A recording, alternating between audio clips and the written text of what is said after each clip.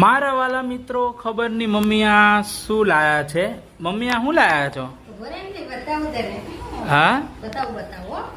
એક, દો અને तीन. આ શું છે?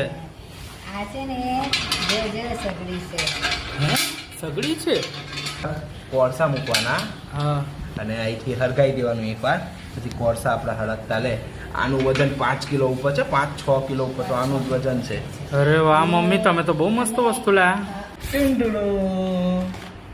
અરે વાહ. હું હતું હા. હળગ્યું. પછી હળગાવણી એમ કે ને પછી આમાં આવી રીતના આમ કઈ હળગા અહીંયા ઉપરથી બતાવી દો પહેલા.